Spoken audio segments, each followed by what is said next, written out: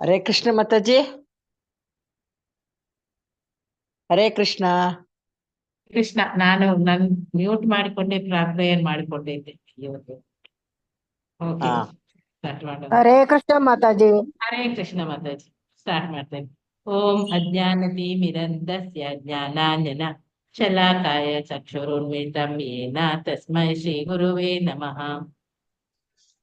ಶ್ರೀ ಚೈತನ್ಯ ಮನೋಭೀಷ್ಟಂ ಸ್ಥಾಪಿತಂ ಯೇನ ಭೂತಲೆ ಸ್ವಯಂ ರೂಪ ಕಥಾ ಮಹ್ಯಂ ದದಾತಿ ಸ್ವಾಪದಾಂತಿಕಂ. ವಂದೇಹಂ ಶ್ರೀ ಗುರು ಶ್ರೀಯುತ ಪದಕಮಲಂ ಶ್ರೀ ಗುರುನ್ ವೈಷ್ಣವಾಂಶ ಶ್ರೀರೂಪಂ ಸಾಗಜಾತಂ ಸಹಗಣ ರಘುನಾಥಾನ್ವಿತಂ ತಂ ಸಜೀವಂ ಸಾದ್ವೈತಂ ಸಾವಧೂತಂ ಪರಿಜನ ಸಹಿತಂ ಕೃಷ್ಣ ಚೈತನ್ಯ ದೇವಂ ಶ್ರೀ ರಾಧಾ ಕೃಷ್ಣ ಪಾದಂ ಸಹಗಣ ಲಲಿತ ಶಿಕ್ಷಾಕಾನಿತಂ ಶಾ. हे कृष्णा करुणा सिंधु दीनबंधु जगन्पते गोपेश गोपिका कांता राधा कांता नमोस्तुते. सप्त कांचन गौरांगे राधा राधे वृंदावनेश्वरी वृषभानुसुते देवी प्रणमामि हरिप्रिये. वाञ्छाकल्पतरुभ्यश्च कृपा सिन्धुभ्य एव च पतितानां पावनेभ्यो वैष्णवेभ्यो नमो नमः. नमो ओं विष्णुपादाय कृष्णप्रेष्ठाय भूतले श्रीमते भक्तिवेदान्त स्वामिनिति नामिने.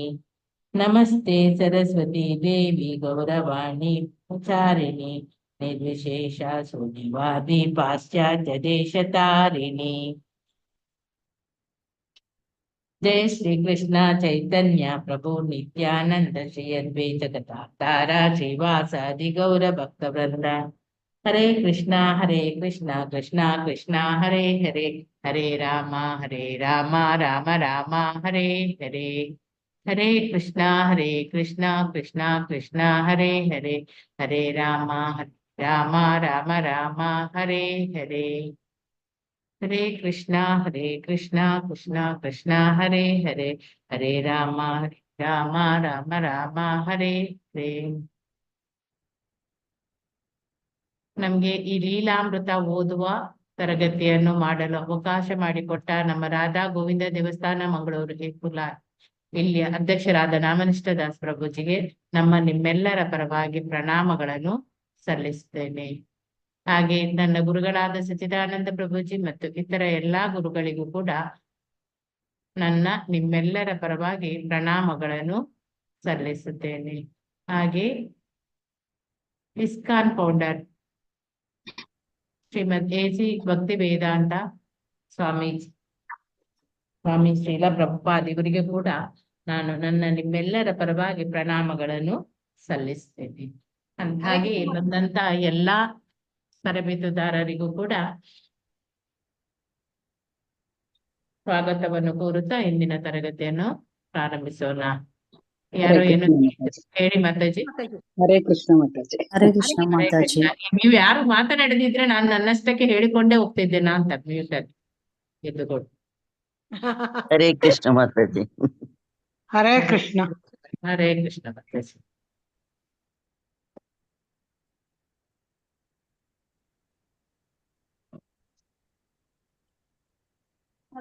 ನಿನ್ನೆ ಬೃಂದಾವನಕ್ಕೆಲ್ಲ ತಿರುಗಿಲಿಕ್ಕೆ ಹೋಗಿದ್ರು ಅಲ್ಲ? ಅಲ್ಲ, ಅಲ್ಲಿಂದ ಅವರು ಇದಕ್ಕೆ ಉದ್ಯಾನವನಕ್ಕೆ ಎಲ್ಲ ತಿರುಗ್ಲಿಕ್ಕೆ ಹೋಗಿದ್ರು ಅವರ ಶಿಷ್ಯರೊಂದಿಗೆ. ಅಲ್ಲಿಗೆ ಎಂಡ್ ಆಗಿದ ಅಂತ ಹೇಳಿ ಕರಳು ಕಲ್ಲುಗಳನ್ನೆಲ್ಲ ನೋಡ್ತಾರೆ ಅವರು.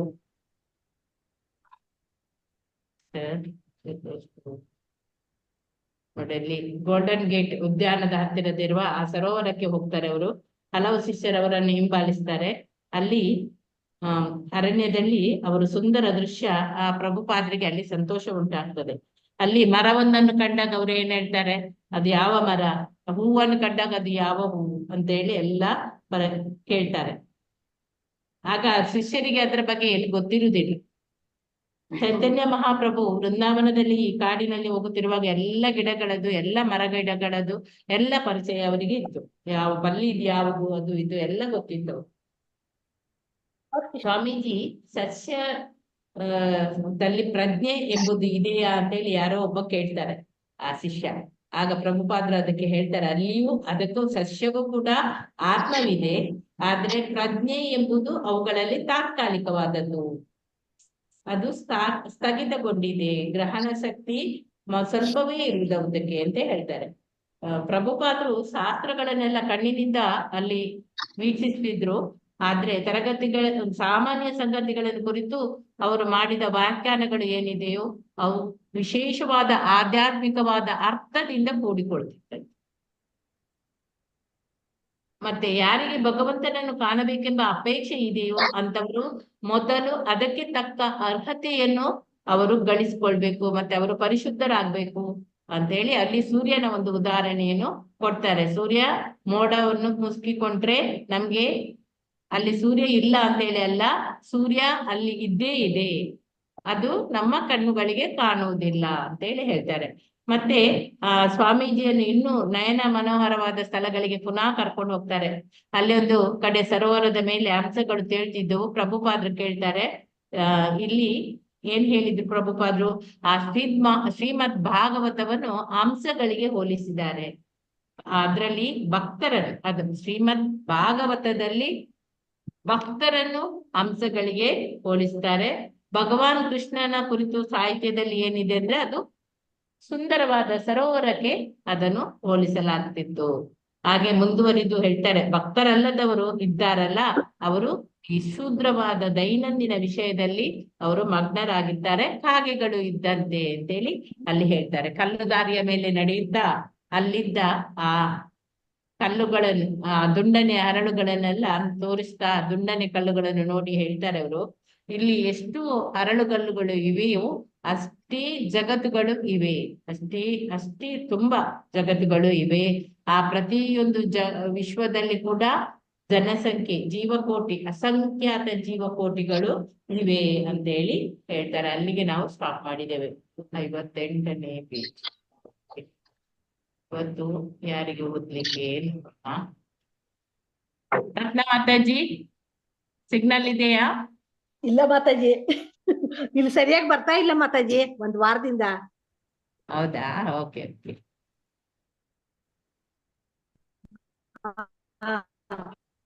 ಶಾಂತಿ ರೂಪಿಣಿ ಮಾತಾಜಿ ಓದ್ತೀರಾ? ಸ್ಕ್ರೀನಿಂದ ಸರಿಯಾಗಿ ಬಂದಿಲ್ಲ ಮಾತಾಜಿ. ಬಂದಿಲ್ಲವಾ? ಕಳಿಸ್ತೇನೆ, ಪುನಃ ಹಾಕ್ತೇನೆ. ಬಂದಿತ್ತಲ್ಲ, ಈಗ ಬಂತಲ್ಲ, ಕ್ಲಿಯರ್ ಬಂತಿರ್ಬೇಕು. ಇವಾಗ ಬಂತು.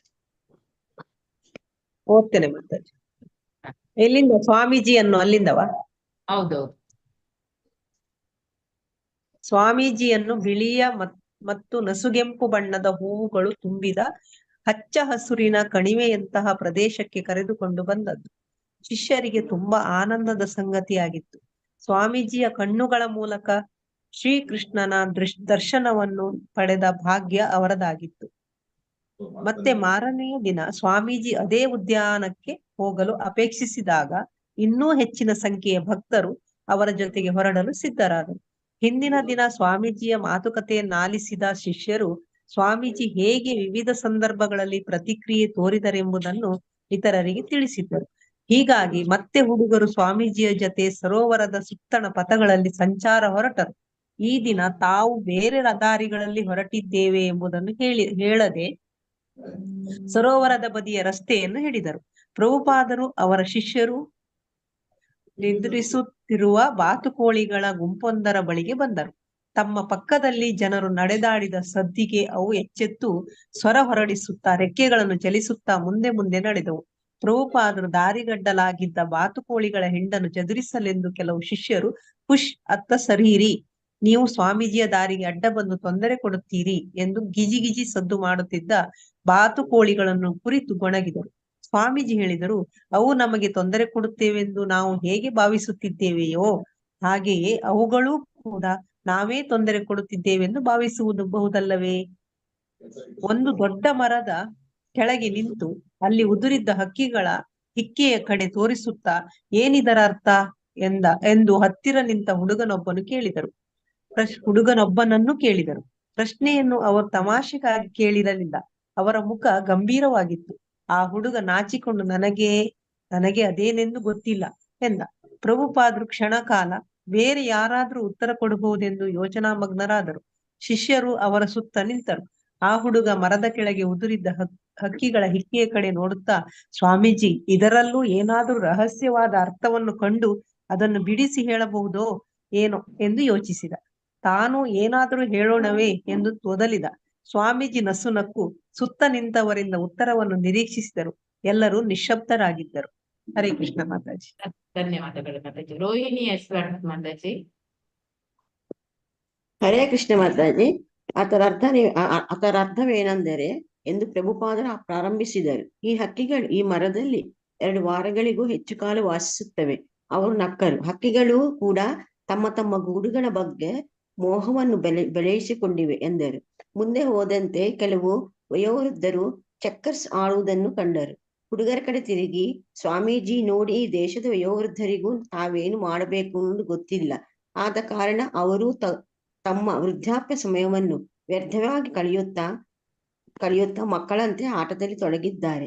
ಆದರೆ ಅವರಿಗೆ ಗೊತ್ತಿಲ್ಲ ಇಂಥ ಸಮಯವು ಕೃಷ್ಣ ಪ್ರಜ್ಞೆಯ ವಿಕಾಸಕ್ಕೆ ವಿನಿಯೋಗವಾಗಬೇಕಿತ್ತು ಎಂಬುದು. ಅವರ ಮಕ್ಕಳೆಲ್ಲ ಬೆಳೆದು ದೊಡ್ಡವರಾಗಿ ದೂರ ಹೋಗಿದ್ದಾರೆ. ಇಂಥ ಹೊತ್ತಿನಲ್ಲಿ ಈ ವೃದ್ಧರು ಆಧ್ಯಾತ್ಮಿಕ ಮನೋವೃತ್ತಿಯನ್ನು ಬೆಳೆಸಿಕೊಳ್ಳುವುದು ಸಹಜವಾದ ಕ್ರಮ. ಆದರೆ ನೋಡಿ, ಪರಿಸ್ಥಿತಿಯೇ ಬೇರೆ. ಒಂದು ನಾಯಿಯನ್ನೋ ಬೆಕ್ಕನ್ನೋ ಅವರು ಸಾಕಿಕೊಳ್ಳುತ್ತಾರೆ. ದೇವರ ಸೇವೆ ಮಾಡುವ ಬದಲು ನಾಯಿ ಸೇವೆ ಮಾಡುತ್ತಾರೆ. ಇದು ತೀರಾ ದುರ್ದೈವದ ಸಂಗತಿ. ಆದರೆ ಅವರಿಗೆ ಯಾರ ಮಾತು ಬೇಡ. ಅವರ ದಾರಿಗಳು ನಿಶ್ಚಿತವಾಗಿವೆ. ಆದುದರಿಂದಲೇ ನಾವು ಯುವಕರನ್ನು ಕುರಿತು, ಹೊಸ ದಾರಿಯನ್ನು ಹುಡುಕುವ ಯುವಕರನ್ನು ಕುರಿತು ಮಾತನಾಡುತ್ತೇವೆ. ಪ್ರಭುಪಾದರು ಯುವಕರು ಇಳಿಜಾರಾದ ಹಸಿರು ಬಯಲನ್ನು ದಾಟಿದ ಅನಂತರ ಇದು ಸುಪ್ರಸಿದ್ಧವಾದ ಹಿಪ್ಪಿಗಳ ಗುಡ್ಡ ಎಂದು ಅತ್ತ ಕಡೆ ತೋರಿಸಿದರು. ಆ ಬೆಳಗಿನ ಹೊಂಬಿಸಿಲಿನಲ್ಲಿ ನೀಲಗಿರಿ ಮತ್ತು ಓಕ್ ಮರಗಳಿಂದ ಬಳಸಲ್ಪಟ್ಟ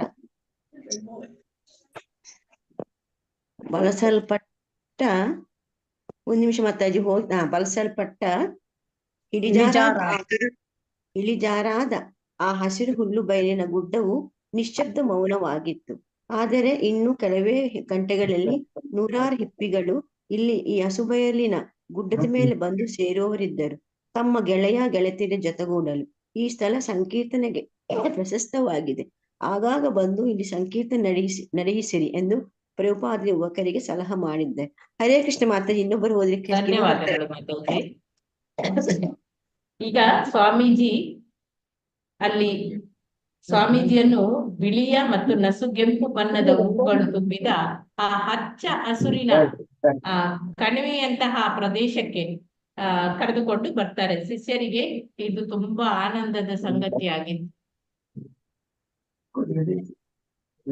ಆಮೇಲೆ ಸ್ವಾಮೀಜಿಯ ಕಣ್ಣುಗಳ ಮೂಲಕ ಶ್ರೀಕೃಷ್ಣನ ದರ್ಶನವನ್ನು ಅವರು ಪಡೆದ ಭಾಗ್ಯ ಆ ಶಿಷ್ಯರಿಗೆ ಮಾತಾಜಿ ಆಗ್ಬೇಕು. ಎಲ್ಲರಿಗೂ ಮ್ಯೂಟ್ ಮಾಡ್ಕೊಳಕ್ ಹೇಳಿ ಮಾತಾಜಿ. ಮಾತಾಜಿ ಎಲ್ಲರಿಗೂ ಮ್ಯೂಟ್ ಮಾಡ್ಕೊಳಕ್ ಹೇಳಿ ಮಾತಾಜಿ. ಹರೇ ಕೃಷ್ಣ. ಎಲ್ಲರೂ ಮ್ಯೂಟ್ ಮಾಡ್ಕೊಳ್ಳಿ. ಅರ್ಧವ್ರು ಮಾತ್ರ ಓಪನ್ ಮಾಡಿದ್ರೆ ಸಾಕು, ಮ್ಯೂಟ್ ಮಾಡ್ಕೊಳ್ಳಿ.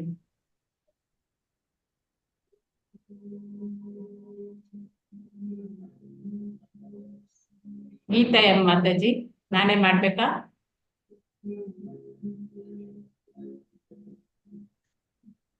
ಕೃಷ್ಣ. ಗೀತಾ ಎಂ. ಇನ್ಯಾರಾದ್ರೂ ಇದ್ದಾರಾ? ಇಲ್ಲಲ್ಲ. ಓಕೆ, ಈಗ ಎಲ್ಲಿ ಬಂದೆವು ನಾವು? ಸ್ವಾಮೀಜಿಯನ್ನು ಬಿಳಿಯ ಮತ್ತು ನಸುಗೆಂಪು ಬಣ್ಣದ ಹೂಗಳು ತುಂಬಿದ ಅಲ್ಲಿ ಹಚ್ಚ ಹಸುರಿನ ಆ ಪ್ರದೇಶಕ್ಕೆ ಕರ್ಕೊಂಡು ಬರ್ತಾರೆ. ಅಲ್ಲಿ ಶಿಷ್ಯರಿಗೆ ಈಗ ತುಂಬಾ ಆನಂದವಾಗಿದೆ ಅಂತೆ. ಅವರು ಆ ಸ್ವಾಮೀಜಿಯ ಆ ಕಣ್ಣುಗಳು, ಅವುಗಳ ಮೂಲಕ ಅವರು ಶ್ರೀಕೃಷ್ಣನ ಆ ಕಣ್ಣುಗಳ, ಸ್ವಾಮೀಜಿಯ ಕಣ್ಣುಗಳ ಮೂಲಕ ಅವರು ಶ್ರೀಕೃಷ್ಣನ ಆ ದರ್ಶನವನ್ನು ಪಡೆದ ಭಾಗ್ಯ ಆ ಶಿಷ್ಯರಿಗೆ ಆಗ್ತಿತ್ತು. ಮಾರನೇ ದಿನ ಸ್ವಾಮೀಜಿ ಅದೇ ಉದ್ಯಾನಕ್ಕೆ ಹೋಗ್ಲಿಕ್ಕೆ ಅವರು ಇಚ್ಛಿಸ್ತಾರೆ. ಆಗ ಅಲ್ಲಿ ಹೆಚ್ಚಿನ ಸಂಖ್ಯೆಯ ಭಕ್ತರು ಬಂದು ಅವರ ಜೊತೆ ಹೊರಡ್ಲಿಕ್ಕೆ ಸಿದ್ಧರಾಗ್ತಾರೆ. ಹಿಂದಿನ ದಿನ ಸ್ವಾಮೀಜಿಯ ಮಾತುಕತೆಯನ್ನು ಆಲಿಸಿದ ಶಿಷ್ಯರು ಸ್ವಾಮೀಜಿ ಹೇಗೆ ವಿವಿಧ ಸಂದರ್ಭಗಳಲ್ಲಿ ಪ್ರತಿಕ್ರಿಯೆಯನ್ನು ತೋರುತ್ತಾರೆ ಅಂತೇಳಿ ಎಲ್ಲ ಇತರರಿಗೆ ಕೂಡ ಅವರು ತಿಳಿಸಿದ್ರು. ಹೀಗಾಗಿ ಮತ್ತೆ ಹುಡುಗರು ಸ್ವಾಮೀಜಿಯ ಜೊತೆಗೂಡಿ ಬರ್ಲಿಕ್ಕೆ ಆ ಸರೋವರದ ಸುತ್ತಲದ ಆ ಪ್ರದೇಶಗಳಿಗೆ ಹೋಗ್ಲಿಕ್ಕೆ ರೆಡಿ ಆದ್ರು, ಹೊರಟ್ರು. ಆ ದಿನ ತಾವು ಬೇರೆ ದಾರಿಗಳಲ್ಲಿ ಹೊರಟಿದ್ದೇವೆ ಎಂಬುದನ್ನು ಹೇಳದೆ ಸರೋವರದ ಬದಿಯ ರಸ್ತೆಯನ್ನು ಅವರು ಹಿಡಿದ್ರು. ಪ್ರಭುಪಾದರು ಅವರ ಶಿಷ್ಯರು ನಿದ್ರಿಸುತ್ತಿರುವ ಬಾತುಕೋಳಿಗಳ ಗುಂಪೊಂದರ ಬಳಿಗೆ ಬರ್ತಾರೆ. ಈಗ ತಮ್ಮ ಪಕ್ಕದಲ್ಲಿ ಜನರು ನಡೆದಾಡಿದ ಸದ್ಯಗೆ ಅವು ಬಾತುಕೋಳಿಗಳಿಗೆ ಎಚ್ಚರಿಕೆ ಆಗ್ತದೆ. ಅವುಗಳು ಸ್ವರ ಹೊರಡಿಸುತ್ತಾ ರೆಕ್ಕೆಗಳನ್ನು ಚಲಿಸುತ್ತಾ ಮುಂದೆ ಮುಂದೆ ನಡೆದವು. ಪ್ರಭುಪಾದರು ದಾರಿಗೆ ಅಡ್ಡಲಾಗಿ ಬಾತುಕೋಳಿಗಳ ಹಿಂಡನ್ನು ಚದುರಿಸಲೆಂದೇ ಕೆಲವು ಶಿಷ್ಯರು ಉಸ್ ಅಂತ ಸರಿದ್ರು. ಅಂದ್ರೆ ಪ್ರಭುಪಾದರು ಹೋಗುವಾಗ ಅವರ ದಾರಿಗೆ ಅಡ್ಡ ಆಗ್ತದೆ ಅಂತ ಹೇಳಿ ಉಸ್ಸು ಅಂತ ಹೇಳಿ ಇವರು ಶಿಷ್ಯರು ಹೇಳ್ತಾರೆ. ಆಗ ಸ್ವಾಮೀಜಿ ಹೇಳ್ತಾರೆ, ಅಂದ್ರೆ ಇವರಿಗೆ ಏನು, ಬಾತುಕೋಳಿಗಳು ಸ್ವಾಮೀಜಿಯ ದಾರಿಗೆ ಅಡ್ಡ ಬಂದು ತೊಂದರೆ ಕೊಡ್ತದೆ ಅಂತೇಳಿ ಗಿಜಿ ಸದ್ದು ಮಾಡ್ತಿದೆ ಈ ಬಾತುಕೋಳಿಗಳ ಕುರಿತು ಅವರು ಗೊಣಗ್ತಾ ಇರ್ತಾರೆ ಶಿಷ್ಯರು. ಆಗ ಸ್ವಾಮೀಜಿ ಹೇಳ್ತಾರೆ, ಅವು ನಮಗೆ ತೊಂದರೆ ಕೊಡ್ತದೆ ಎಂದು ನಾವು ಹೇಗೆ ಭಾವಿಸೋದು? ನಾವು ಹೇಗೆ ಭಾವಿಸ್ತೇವೆ ಹಾಗೆ ಆ ಬಾತುಕೋಳಿಗಳು ಕೂಡ ನಾವೇ ತೊಂದರೆ ಕೊಡ್ತಾ ಇದ್ದೇವೆ ಅಂತ ಹೇಳಿ ಅದು ಕೂಡ ಭಾವಿಸ್ತದೆ ಅಲ್ಲವಾ ಅಂತ ಕೇಳ್ತಾರೆ. ಒಂದು ದೊಡ್ಡ ಮರದ ಕೆಳಗೆ ನಿಂತು ಅಲ್ಲಿ ಉದುರಿದ ಹಕ್ಕಿಗಳ ಹಿಕ್ಕೆಯ ಕಡೆ ತೋರಿಸುತ್ತಾ ಏನಿದರ ಅರ್ಥ ಅಂತೇಳಿ ಹತ್ತಿರ ನಿಂತ ಹುಡುಗನೊಬ್ಬನನ್ನು ಕೇಳ್ತಾರೆ. ಈ ಪ್ರಶ್ನೆಯನ್ನು ಅವರು ತಮಾಷೆಗಾಗಿ ಕೇಳಿರ್ಲಿಲ್ಲ, ಅವರ ಮುಖದಲ್ಲಿ ಗಂಭೀರ ಇತ್ತು. ಆ ಹುಡುಗ ನಾಚಿಕೊಂಡು ನನಗೆ ಅದೇನೆಂದು ಗೊತ್ತಿಲ್ಲ ಅಂತ ಹೇಳಿ ಹೇಳ್ತಾನೆ. ಪ್ರಭುಪಾದರು ಕ್ಷಣಕಾಲ ಬೇರೆ ಯಾರಾದ್ರೂ ಉತ್ತರ ಕೊಡಬಹುದಾ ಅಂತ ಹೇಳಿ ಕೇಳ್ತಾರೆ. ಶಿಷ್ಯರು ಅವರ ಸುತ್ತ ಎಲ್ಲ ನಿಲ್ತಾರೆ. ಆ ಹುಡುಗ ಮರದ ಕೆಳಗೆ ಉದುರಿದ ಹಕ್ಕಿಗಳ ಹಿಕ್ಕೆಯ ಕಡೆ ನೋಡ್ತಾ, ಸ್ವಾಮೀಜಿ ಇದರಲ್ಲಿ ಏನಾದ್ರೂ ರಹಸ್ಯವಾದ ಅರ್ಥವನ್ನು ಕಂಡು ಅದನ್ನು ಬಿಡಿಸಿ ಹೇಳ್ತಾರೋ ಅಂತ ಯೋಚಿಸ್ತಾನೆ. ಏನು ಹೇಳೋಣ ಅಂತೇಳಿ ಅವನು ತೊದಳಿದ. ಸ್ವಾಮೀಜಿ ಆಗ ನಸು ನಗ್ತಾರೆ. ಸುತ್ತ ನಿಂತವರಿಂದ ಉತ್ತರವನ್ನು ನಿರೀಕ್ಷಿಸ್ತಾರೆ. ಎಲ್ಲರೂ ನಿಶಬ್ದವಾಗಿ ಕೂತ್ಕೊಂಡಿದ್ರು. ಅದರ ಅರ್ಥ ಏನೆಂದ್ರೆ ಪ್ರಭುಪಾದರಿಗೆ ಪ್ರಾರಂಭಿಸ್ತಾರೆ. ಈ ಹಕ್ಕಿಗಳು ಈ ಮರದಲ್ಲಿ 2 ವಾರಗಳಿಗೂ ಹೆಚ್ಚು ಕಾಲ ವಾಸಿಸ್ತದೆ ಅಂತೇಳಿ ನಕ್ಕರು. ಹಕ್ಕಿಗಳು ಕೂಡ ತಮ್ಮ ಗೂಡುಗಳ ಬಗ್ಗೆ ಮೋಹವನ್ನು ಬೆಳೆಸಿಕೊಂಡಿದೆ ಅಂತ ಹೇಳ್ತಾರೆ. ಮುಂದೆ ಹೋದಂತೆ ಕೆಲವು ವಯೋವೃದ್ಧರು ಅವರು ಏನ್ ಮಾಡ್ತಾರೆ, ಚೆಕ್ಕರ್ಸ್ ಆಡೋದನ್ನು ಕಂಡರು. ಹುಡುಗರ ಕಡೆ ತಿರುಗಿ ಸ್ವಾಮೀಜಿ ನೋಡ್ತಾರೆ. ಈ ದೇಶದ ವಯೋವೃದ್ಧರಿಗೆ ಏನ್ ಮಾಡ್ಬೇಕು ಅಂತ ಹೇಳಿ ಗೊತ್ತಿಲ್ಲ. ಆದ ಕಾರಣ ಅವರು ತಮ್ಮ ವೃದ್ಧಾಪ್ಯ ಸಮಯವನ್ನು ವ್ಯರ್ಥವಾಗಿ ಕಳೀತಾರೆ. ಮಕ್ಕಳಂತೆ ಅವರು ಆಟ ಆಡ್ತಾ ಇದ್ದಾರೆ. ಅವರಿಗೆ ಗೊತ್ತಿಲ್ಲ ಇಂತಹ ಸಮಯವು ಕೃಷ್ಣ ಪ್ರಜ್ಞೆಗೆ ವಿನಿಯೋಗಗೊಳಿಸಬೇಕು ಅಂತ ಹೇಳಿ. ಅವರ ಮಕ್ಕಳೆಲ್ಲ ಬೆಳೆದು ದೊಡ್ಡವರಾಗಿ ದೂರ ಹೋಗ್ತಾರೆ. ಇಂತಹ ಹೊತ್ತಿನಲ್ಲಿ ಈ ವೃದ್ಧರು ಆಧ್ಯಾತ್ಮ ಮನೋವೃತ್ತಿಯನ್ನು ಬೆಳೆಸಿಕೊಳ್ಳುವುದು ಸಹಜವಾದ ಕ್ರಮ. ಆದ್ರೆ ಇಲ್ಲಿ ಪರಿಸ್ಥಿತಿಯೇ ಬೇರೆ. ಅವರು ಒಂದು ನಾಯಿಯನ್ನು ಅಥವಾ ಬೆಕ್ಕನ್ನು ಸಾಕಿಕೊಳ್ತಾರೆ. ದೇವರ ಸೇವೆ ಮಾಡುವ ಬದಲು ಆ ನಾಯಿಯ ಸೇವೆಯನ್ನು ಮಾಡ್ತಾರೆ. ಇದು ತೀರಾ ದುರ್ದೈವದ ಸಂಗತಿ ಅಂತೇಳಿ ಪ್ರಭುಪಾದರು ಹೇಳ್ತಾರೆ. ಆದರೆ ಏನು, ಅವರಿಗೆ ಯಾರ ಮಾತು ಕೂಡ ಬೇಡ, ಅವರ ದಾರಿಗಳು ಅವರಿಗೆ ನಿಶ್ಚಿತವಾಗಿದೆ. ಆದುದರಿಂದಲೇ ನಾವು ಈ ಯುವಕರನ್ನು ಕುರಿತು, ಹೊಸ ದಾರಿಯನ್ನು ಹುಡುಕುವ ಯುವಕರನ್ನು ಕುರಿತು ಮಾತನಾಡುತ್ತೇವೆ. ನಿಜವಾಗಿ ಹೌದಲ್ಲ. ಈಗ ವೃದ್ಧರಿಗೆ ನಾವು ಏನಾದ್ರೂ ಹೇಳಿದ್ರೆ ಅವರ ದಾರಿಯೇ ಬೇರೆ, ಅವರು ನಮ್ಮ ಮಾತನ್ನು ಕೇಳುದಿಲ್ಲ. ಬಾರಿ 10% ಜನ ಮಾತ್ರ ಕೇಳ್ಬೋದು ವಿನಃ, ಅದಕ್ಕೆ ನಮ್ಗೆ ಅವರು ಕ್ವಶನ್ ಹಿಂದೆ ಹಾಕ್ತಾರೆ ವೃದ್ಧರಿಗೆ ನಾವು ಈ ಕೃಷ್ಣ ಪ್ರಜ್ಞೆಗೆ ಬನ್ನಿ ಅಂತ ಹೇಳಿದ್ರೆ. ಹೌದಲ್ಲವಾ ಮಾತಾಜಿ? ಎಲ್ಲ ಮ್ಯೂಟ್ ಇದ್ದೀರಾ? ಹೌದು ಮಾತಾಜಿ. ಹೌದು ಮಾತಾಜಿ.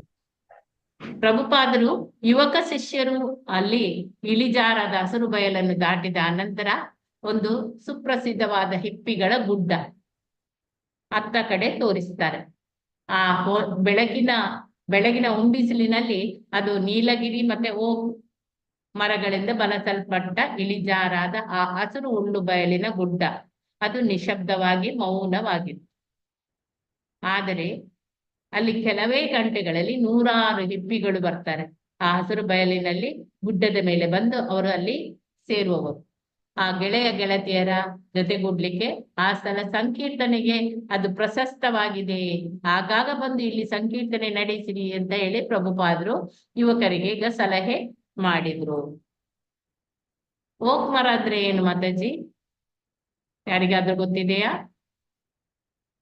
ಶಾಂತಿ ರೂಪಿಣಿ ಮಾತಾಜಿಗೆ ಗೊತ್ತಿರ್ಬೋದು. ಓಕ್ ಮರ ಸ್ಲೈಡ್ ಇತ್ತು. ಬಿದಿರು ಇರ್ಬೇಕು ಮಾತಾಜಿ. ಬಿದಿರು ಮರ. ಬಿದಿರಾ? ಸಿಲ್ವರ್ ಓಕ್ ಅಂತ ಅಲ್ಲ, ಬಿದಿರು ಬ್ಯಾಂಬೂ ಬರುತ್ತೆ. ಬಿದಿರು ಬ್ಯಾಂಬಾ? ಓಕ್ ಮರ ಅಲ್ಲ, ಬ್ಯಾಂಬೂ ಆಗಲ್ಲ. ಬ್ಯಾಂಬೂ ಬೇರೆ. ಅಲ್ಲ, ಒಂದು ಜಾತಿಯ ಮರ ಮಾತಾಜಿ. ಹೌದು, ಒಂದು ಜಾತಿ ಮರ ಓಕ್. ಈಗ ನೆಕ್ಸ್ಟ್ ನಮ್ಮದು ಅಧ್ಯಾಯ 2ಕ್ಕೆ ಬರ್ತೇವೆ. ಪ್ರೈಸ್ನ ಮೋಸದ ಪ್ರಕರಣ. ಇಲ್ಲಿ ಮಾತಾಜಿ ಓಕ್ ಅಂದ್ರೆ ಒಂದು ಜಾತಿಯ ಮರ, ಓಕ್ ಟ್ರೀ ಅಂತ ಹೇಳ್ತಾರೆ. ಮೋಪ್ ಮಾಡ್ಲಿಕ್ಕೆ ಬ್ಯಾಂಬು ಬಳಸ್ತಾರೆ. ಅಲ್ಲ ಅಲ್ಲ ಅಲ್ಲ ಅಲ್ಲ, ಓಕ್ ತೇಗ ಎಲ್ಲ ಉಂಟಲ್ಲ, ಆತರ ಓಕ್ ಒಂದು ಮರ.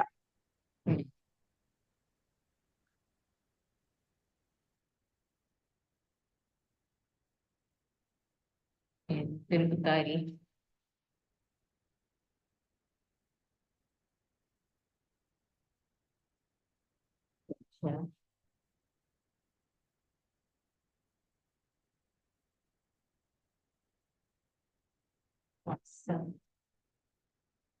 ಡೌನ್ಲೋಡ್ ಆಗ್ಲಿಲ್ಲವಾ ಅಂತ.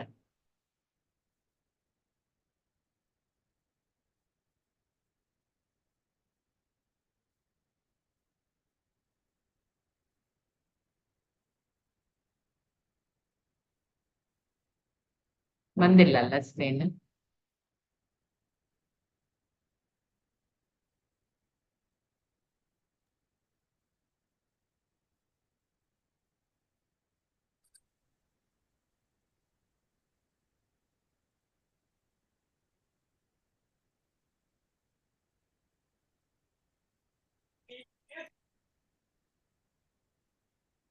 ಒಂದು ನಿಮಿಷ, ಡೌನ್ಲೋಡ್ ಆಗಿಲ್ಲ ಪುಸ್ತಕ.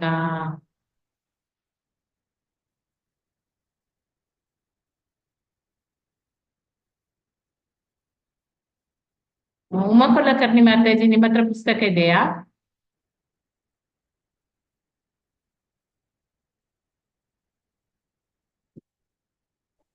ಹರೇ ಕೃಷ್ಣ ಮಾತಾಜಿ.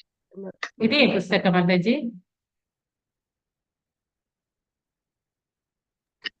ಹರೇ ಕೃಷ್ಣ ಮಾತಾಜಿ, ಇದೇ ಮಾತಾಜಿ. ಹಾ, ಅದು ನೆಕ್ಸ್ಟ್ ಓದ್ತೀರಾ ಮಾತಾಜಿ? ಒಂದು ಪೇಜ್.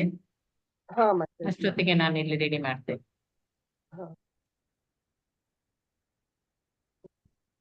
ಪ್ರೈಸ್ ನ ಮೋಸದ ಪ್ರಕರಣ ಕೇಳಿಸ್ತಾ ಇದೆಯಾ ಮಾತಾಜಿ? ಹಾ, ಕೇಳಿಸ್ತದೆ. ಸ್ವಾಮೀಜಿ ಇಲ್ಲದಿದ್ದರೂ ತಾವು ದೈನಂದಿನ ಕೆಲಸ ಕಾರ್ಯಗಳನ್ನು ನಿರ್ವಹಿಸಲು ಸಾಧ್ಯವಾದುದನ್ನು ಕಂಡು ನ್ಯೂಯಾರ್ಕಿನ ಶಿಷ್ಯರಿಗೆ ಆಶ್ಚರ್ಯವಾಯಿತು. ಮೊದಲು ಬೆಳಗ್ಗೆ ಅಷ್ಟು ಹೊತ್ತಿಗೆ ಏಳುವುದು, ಮೊಗಸಾಲೆಗೆ ಹೋಗುವುದು, ಬೆಳಗಿನ ಸಂಕೀರ್ತನೆಯನ್ನು ನಡೆಸುವುದು ಮತ್ತು ಪ್ರವಚನಗಳನ್ನು ವ್ಯವಸ್ಥೆಗೊಳಿಸುವುದು ಪ್ರಯಾಸದ ವಿಷಯವಾಗಿತ್ತು. ಸ್ವಾಮಿ ಇಲ್ಲದೆ ಪ್ರತಿಯೊಂದು ಶೂನ್ಯವೆಂಬಂತೆ ಅವರಿಗೆ ತೋರುತ್ತಿತ್ತು. ಆದರೆ ಸ್ವಾಮೀಜಿ ಈ ಎಲ್ಲವನ್ನೂ ಮಾಡುವುದು ಹೇಗೆ ಎಂಬುದನ್ನು ಕಲಿಸಿಕೊಟ್ಟಿದ್ದರಿಂದ ಅವರು ತೋರಿಸಿಕೊಟ್ಟಿದ್ದನ್ನು ಸುಮ್ಮನೆ ಅನುಸರಿಸಿದರೆ ಸಾಕು, ಅಥವಾ ತಂದೆ ತಾಯಂದಿರನ್ನು ಮಗು ಅನುಕರಿಸುತ್ತದಲ್ಲ ಹಾಗೆ ಮಾಡಿದರೆ ಸಾಕು ಎನ್ನುವುದನ್ನು ಅವರು ಕ್ರಮೇಣ ಅರ್ಥ ಮಾಡಿಕೊಂಡಿದ್ದರು. ಈ ತಿಳುವಳಿಕೆ ಫಲಕಾರಿಯಾಯಿತು. ಪ್ರಾರಂಭದಲ್ಲಿ ಉಪನ್ಯಾಸ ಮಾಡಲು ಅಥವಾ ಕೀರ್ತನೆಯನ್ನು ಮುನ್ನಡೆಸಲು ಅವರಿಗೆ ಒಂದು ಬಗೆಯ ಅಳುಕಿತ್ತು. ಆದುದರಿಂದ ಸ್ವಾಮೀಜಿಯ ಸಂಕೀರ್ತನೆಯ ಹಾಗೂ ಪ್ರವಚನದ ಧ್ವನಿ ಮುದ್ರಿಕೆಗಳನ್ನು ಹಾಕುತ್ತಿದ್ದರು. ಆದರೆ ಸಂಜೆಯಾಗಿ ಅತಿಥಿಗಳು ದೇವಸ್ಥಾನಕ್ಕೆ ಬರತೊಡಗಿದಂತೆ ಸ್ವಾಮೀಜಿಯ ಶಿಷ್ಯರು ತಾವೇ ಪ್ರವಚನಗಳನ್ನು ನಡೆಸುವ ನಿರ್ಬಂಧಕ್ಕೆ ಒಳಗಾಗಬೇಕಾಯಿತು. ರಾಯರಾಮ, ಬ್ರಹ್ಮಾನಂದ, ಸತ್ಸ್ವರೂಪ, ರೂಪಾನುಗ ಇವರು ಪ್ರವಚನಗಳನ್ನು ತೆಗೆದುಕೊಳ್ಳತೊಡಗಿದರು. ಅಷ್ಟೇ ಅಲ್ಲ, ಸ್ವಾಮಿ ಪ್ರಭುಪಾದರು 6 ತಿಂಗಳ ಕಾಲ ಪಳಗಿಸಿದ್ದ ಅಮೆರಿಕದ ಕೆಳಪೂರ್ವ ಭಾಗದ ಪ್ರಚಂಡ ಪ್ರೇಕ್ಷಕರು ಹಾಕುತ್ತಿದ್ದ ಸವಾಲಿನ ರೂಪದ ಪ್ರಶ್ನೆಗಳಿಗೂ ಉತ್ತರ ಕೊಡುವಷ್ಟು ಶಕ್ತರಾದರು. ಪ್ರಭುಪಾದರು ಇಲ್ಲವೆಂಬ ಕೊರತೆ ಹಾಗೂ ಒಂದು ಬಗೆಯ ತತ್ತರಿಕೆ ಆವರಿಸಿದಂತಿದ್ದರೂ ಬೇರೊಂದು ಅರ್ಥದಲ್ಲಿ ಅವರು ಅಲ್ಲಿ ಇದ್ದೇ ಇದ್ದರು. ಅವರ ಅಗೋಚರ ಸಾನ್ನಿಧ್ಯದಲ್ಲಿ ಸಂಕೀರ್ತನೆ, ಅಡುಗೆ, ಪ್ರಸಾದ ವಿನಿಯೋಗ, ಬೋಧನೆ ಎಲ್ಲವೂ ಎಂದಿನಂತೆ ನಡೆದುಕೊಂಡು ಹೋಗುತ್ತವೆ ಎಂಬುದನ್ನ ಶಿಷ್ಯರು ಕಂಡುಕೊಂಡರು. ಓದ್ಲ ಮಾತಾಜಿ? ಒಂದು ಪ್ಯಾರ ಓದಿ ಮಾತಾಜಿ. ಜನವರಿ 19ರಂದು ಪ್ರಭುಪಾದರು ಸ್ಯಾನ್ ಫ್ರಾನ್ಸಿಸ್ಕೋಗೆ ಬಂದ ಕೇವಲ 3 ದಿನಗಳಲ್ಲಿ ಅವರು ತಮ್ಮ ನ್ಯೂಯಾರ್ಕಿನ ಶಿಷ್ಯರಿಗೆ ಕಾಗದ ಬರೆದಿದ್ದರು. ಅವರೆಲ್ಲ ತಮ್ಮ ಆಧ್ಯಾತ್ಮಿಕ ಪುತ್ರರಾಗಿ ಅವರ ಹೃದಯಕ್ಕೆ ತೀರಾ ಹತ್ತಿರದವರಾಗಿದ್ದರು. ಅವರು ತಮ್ಮ ಮಾತೃಭೂಮಿಯಾದ ಭಾರತದಿಂದ ಬಹು ದೂರದಲ್ಲಿದ್ದರೂ ಅಲ್ಲಿನ ಯಾರಿಗೂ ಪತ್ರ ಬರೆಯುವ ಯೋಚನೆಯನ್ನೇ ಮಾಡಿರಲಿಲ್ಲ. ಅವರು ಸನ್ಯಾಸಿಯಾದ ಕಾರಣ ತಮ್ಮ ಯಾವ ಬಂಧು ಬಳಗದವರಿಗೂ ಪತ್ರ ಬರೆಯುವುದರಲ್ಲಿ ಅವರಿಗೆ ಆಸಕ್ತಿ ಇರಲಿಲ್ಲ.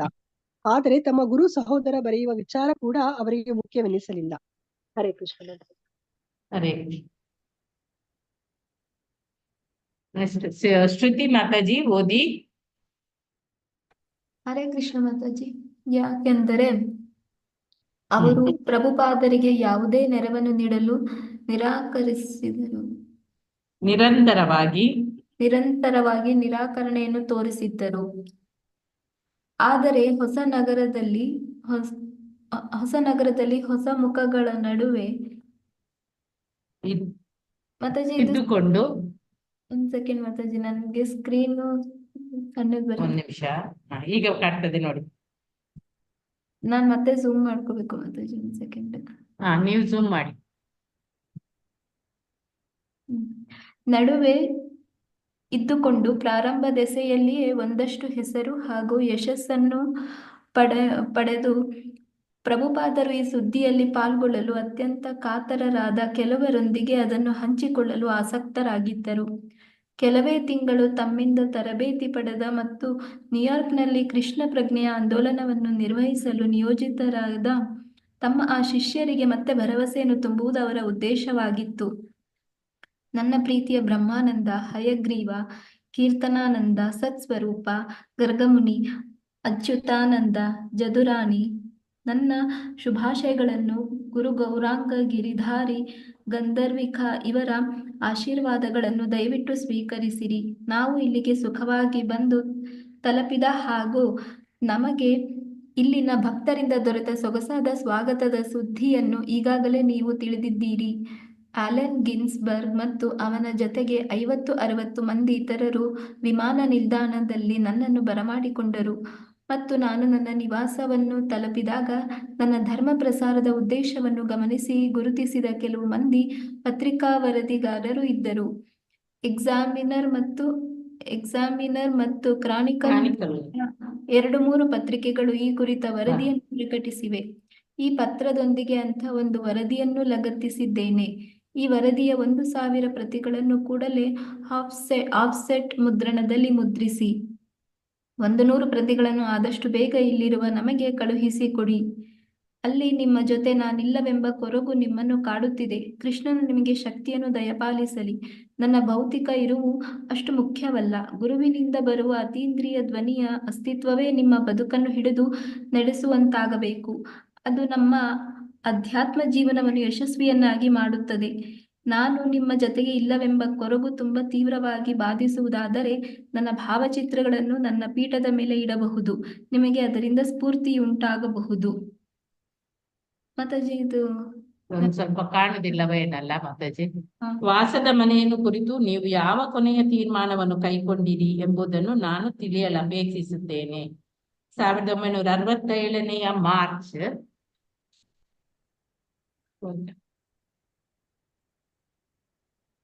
ಓದಿ ಮಾತಾಜಿ, ಒಂದು ಪ್ಯಾರ ಓದಿ.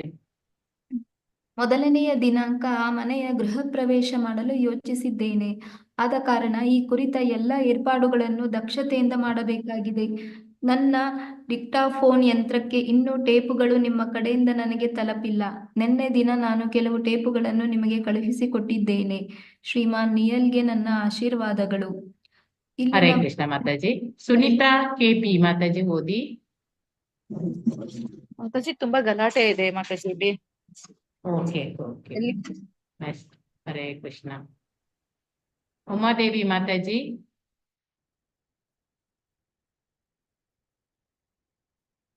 ಹರೇ ಕೃಷ್ಣ ಮಾತಾಜಿ. ಓದಿ ಮಾತಾಜಿ. ಎಲ್ಲಿಂದ ಮಾತಾಜಿ ಈ ಹಾ, ಪತ್ರ? ಇಲ್ಲಿನ ಈ ಭಕ್ತರಿಗೆ. ಇಲ್ಲಿನ ಭಕ್ತರಿಗೆ ಒಂದೊಂದು ಸಲ 75 ಸಂಖ್ಯೆಯನ್ನು ಮುಟ್ಟುವ ಭಕ್ತ. ಸ್ವಲ್ಪ ದೊಡ್ಡದು ಮಾಡಕ್ಕಾಗುತ್ತೆ ಮತ್ತೆ ಸ್ಕ್ರೀನು? ನೀವೇ ಮಾಡ್ಬೇಕು ಮಾತಾಜಿ, ಝೂಮ್ ಅಲ್ಲಿ ನೀವೇ ಮಾಡಿ, ಝೂಮ್ ಮಾಡಿ ಮೊಬೈಲ್ ಅಲ್ಲಿ. ಆಗ್ತಿಲ್ಲ ಮಾತಾಜಿ. ಹೌದಾ? ಹಾಗಾದ್ರೆ ನೀವು ನಾಳೆ ಓದ್ತೀರಾ? ಇದು ನಾನು ಓದ್ತೀನಿ. ಮೊಬೈಲ್ ಇಂದ ಹಾಕೋದು ಮಾತಾಜಿ. ನಾನು ದೊಡ್ಡದಾಯ್ತು ಝೂಮ್ ಮಾತಾಜಿ, ಮಾಡಿದ್ರೆ ನಮಗೆ ಅರ್ಧ ಬರ್ತದೆ. ದೊಡ್ಡದಾಯ್ತು ಮಾತಾಜಿ, ದೊಡ್ಡದಾಯ್ತು. ಇಲ್ಲಿನ ಭಕ್ತರಿಗೆ ಒಂದೊಂದು ಸಲ 76 ಸಂಖ್ಯೆಯನ್ನು ಮುಟ್ಟುವ 76 ಮಾತಾಜಿ, ಅದು 70ರ ಸಂಖ್ಯೆಯನ್ನು 70ರ ಸಂಖ್ಯೆಯನ್ನು ಮುಟ್ಟುವ ಭಕ್ತರಿಗೆ ಶ್ರೀಮಂತ ರಾಯರಾಮನು ಚೆನ್ನಾಗಿ ಅಡಿಗೆ ಮಾಡಿ ಪ್ರಸಾದವನ್ನು ವ್ಯವಸ್ಥಿತವಾಗಿ ವಿತರಣೆ ಮಾಡುತ್ತಾನೆ. ಇದು ತುಂಬಾ ಉತ್ತೇಜನಕರವಾದ ಸಂಗತಿಯಾಗಿದೆ. ಇನ್ನು ಹೆಚ್ಚು ತಡವಿಲ್ಲದೆ ಈ ಕೇಂದ್ರವು ಕೃಷ್ಣ ಪಂಥದ ಒಂದು ಒಳ್ಳೆಯ ಶಾಖೆಯಾಗಿ ಅಭಿವೃದ್ಧಿ ಹೊಂದುತ್ತದೆ. ಎಲ್ಲವೂ ಭರವಸೆ ಹುಟ್ಟಿಸುವಂತಿದೆ. ನೀವೆಲ್ಲ ಚೆನ್ನಾಗಿದ್ದೀರೆಂದು ತಿಳಿಸಿದ್ದೇನೆ ಮತ್ತು ನಿಮ್ಮ ಉತ್ತರ ನಿರೀಕ್ಷೆಯಲ್ಲಿದ್ದೇನೆ. ಈ ಪತ್ರ ತುಂಬಾ ನೆರವಿಗೆ ಬಂದಿತು. ಅದರಲ್ಲಿ ಪತ್ರದ 2ನೇ ಪ್ಯಾರ ಬ್ರಹ್ಮಾನಂದನು ಈ ಪತ್ರವನ್ನು ಮೊಗಸಾಲೆಯಲ್ಲಿ ಅಂಟಿಸಿದ್ದನು. ಸ್ವಾಮೀಜಿ ಶಿಷ್ಯರಿಗೆ ಸ್ಪಷ್ಟಪಡಿಸುತ್ತಿದ್ದರು. ಅವರೆಲ್ಲರೂ ತಮ್ಮ ಜೊತೆಗೆ ಇದ್ದಾರೆಂದು ಮತ್ತು ತಾವು ಅವರೊಂದಿಗೆ ನ್ಯೂಯಾರ್ಕಿನಲ್ಲಿ ಇನ್ನೂ ಇರುವರೆಂದು. ಇದೊಂದು ತೀರಾ ವಿಶಿಷ್ಟವಾದದ್ದು. ಗುರುವಿನ ವಿರಹದಲ್ಲೂ ಸಲ್ಲಿಸುವ ಸೇವೆ. ಪ್ರತಿದಿನವೂ ಸ್ವಾಮೀಜಿಯ ಜೊತೆಗೆ ಇರುತ್ತಿದ್ದ ಸ್ಯಾನ್ ಫ್ರಾನ್ಸಿಸ್ಕೋದ ಶಿಷ್ಯರಿಗೆ ಇದರ ರುಚಿ ವಿಶೇಷ ಅಪರಿಚಿತವಾದದ್ದೇ ಆಗಿತ್ತು. ನ್ಯೂಯಾರ್ಕಿನಲ್ಲಿನ ಶಿಷ್ಯರು ತಮ್ಮ ದೈನಂದಿನ ಕರ್ತವ್ಯಗಳನ್ನು ತೊಡಗಿಯೂ ಸ್ವಾಮೀಜಿಯು ಪತ್ರವನ್ನು ಉಲ್ಲೇಖಿಸುತ್ತಾ ಅದನ್ನು ಕುರಿತು ಆಗಾಗ ಯೋಚಿಸುತ್ತಿದ್ದರು. ಕೃಷ್ಣ ನಿಮಗೆ ಶಕ್ತಿಯನ್ನು ದಯಪಾಲಿಸಲಿ. ನನ್ನ ಭೌತಿಕ ಅಸ್ತಿತ್ವ ಅಷ್ಟೇನು ಮುಖ್ಯವಾದದ್ದಲ್ಲ. ಗುರುವಿನಿಂದ ಬರುವ ಅತೀಂದ್ರಿಯ ಧ್ವನಿಯು ಅಸ್ತಿತ್ವವೇ ನಿಮ್ಮ ಬದುಕನ್ನು ಹಿಡಿದು ನಡೆಸುವಂತಾಗಬೇಕು. ಅದು ನಮ್ಮ ಆಧ್ಯಾತ್ಮಿಕ ಜೀವನ ಯಶಸ್ವಿಯಾಗಿ ಮಾಡುತ್ತದೆ. ನಮ್ಮ ಭಾವಚಿತ್ರವನ್ನು ಅದರ ಪೀಠದ ಮೇಲೆ ಇರಿಸಬಹುದೆಂದು ಸ್ವಾಮೀಜಿ ಪತ್ರದಲ್ಲಿ ತಿಳಿಸಿದರು. ಯಾರೊಬ್ಬರು ಹತ್ತಿರವೂ ಅವರ ಭಾವಚಿತ್ರವಿರಲಿಲ್ಲ. ಅಂಥದ್ದೊಂದು ಚಿತ್ರಕ್ಕಾಗಿ ಅವರು ಸ್ಯಾನ್ ಫ್ರಾನ್ಸಿಸ್ಕೋದ ಶಿಷ್ಯರನ್ನು ಕೇಳಬೇಕಾಗಿತ್ತು. ಹುಡುಗನೊಬ್ಬ ಸಾಧಾರಣ ದರ್ಜೆಯ ಬಣ್ಣದ ಫೋಟೋಗಳನ್ನು ತೆರೆದು ನ್ಯೂಯಾರ್ಕಿಗೆ ಕಳಿಸಿಕೊಟ್ಟ. ಭಕ್ತಾದಿಗಳು ಒಂದನ್ನು ಪ್ರಭುಪಾದರು ಬಳಸುತ್ತ ಅವರ ಕೋಣೆಯ ಪೀಠದ ಮೇಲೆ ಇರಿಸಿದರು. ಅದರಿಂದ ಎಷ್ಟೋ ಸಮಾಧಾನವಾಯಿತು. ಓದ್ಲ ಮತ್ತೆ ಸಾಕಾ? ಓದಿ ಒಂದು ಪ್ಯಾರ ಇರುವುದಲ್ಲ, ಓದ್ಬೋದು. ಪ್ರಭುಪಾದರ ಪಾಲಿಗೆ ಕೂಡ ನ್ಯೂಯಾರ್ಕಿನ ಶಿಷ್ಯರಿಗೆ ಅವರು ಬರೆದ ಕಾಗದ ಒಂದು ಮಹತ್ವದ ದಾಖಲೆಯಾಯಿತು. ಒಂದು ಜಾಗತಿಕ ಆಂದೋಲನವನ್ನು ನಡೆಸುವ ಅವರ ಅಪೇಕ್ಷೆಗೆ ಇದೊಂದು ನೆಲೆಗಟ್ಟದಂತಾಯಿತು. ಅವರು ಊರಿನಿಂದ ನಡೆಸುವ ಅವರ ಅಪೇಕ್ಷೆ ಇದೊಂದು ನೆಲೆಗಟ್ಟಿನಂತಾಯಿತು. ಅವರು ಊರಿಂದ ಏನೋ ಚಿತ್ರ ಬಂದ್ಬಿಟ್ಟಿದೆ. ಪ್ರಯಾಣ ಮಾಡುತ್ತಲೇ ಊರಿಗೆ ಪ್ರಯಾಣ ಮಾಡುತ್ತಲೇ ತಮ್ಮ ಬೋಧನೆಯ ಮೂಲಕ ಏಕಕಾಲಕ್ಕೆ ಎಲ್ಲಾ ಕಡೆಯೂ ಇರಬಹುದಾಗಿತ್ತು. ಹರೇ ಕೃಷ್ಣ ಮಾತಾಜಿ, ಧನ್ಯವಾದಗಳು. ಧನ್ಯವಾದಗಳು. ಈಗ ಇಲ್ಲಿ ಮೋಸದ ಪ್ರಕರಣ ಅಧ್ಯಾಯ 2. ಸ್ವಾಮೀಜಿ ಇಲ್ಲದಿದ್ರೂ ತಮ್ಮ ದೈನಂದಿನ ಕೆಲಸ ಕಾರ್ಯಗಳನ್ನು ನಿರ್ವಹಿಸಲು ಸಾಧ್ಯವಾದುದನ್ನು ಕಂಡು ನ್ಯೂಯಾರ್ಕಿನ ಶಿಷ್ಯರಿಗೆ ಈಗ ಆಶ್ಚರ್ಯ ಆಗ್ತದೆ. ಇಲ್ಲಿ ನ್ಯೂಯಾರ್ಕಿಗೆ ಬಂದದ್ದು ಮೊದಲು ಬೆಳಿಗ್ಗೆ ಅಷ್ಟು ಹೊತ್ತಿಗೆ ಏಳುದು, ಮೊಗಸಾಲೆಗೆ ಹೋಗುದು, ಬೆಳಗಿನ ಸಂಕೀರ್ತನೆಯನ್ನು ನಡೆಸುವುದು ಮತ್ತು ಪ್ರವಚನಗಳನ್ನು ವ್ಯವಸ್ಥೆಗೊಳಿಸುವುದು, ಇದೆಲ್ಲ ಪ್ರಯಾಸದ ವಿಷಯವಾಗಿತ್ತು ಅವರಿಗೆಲ್ಲ.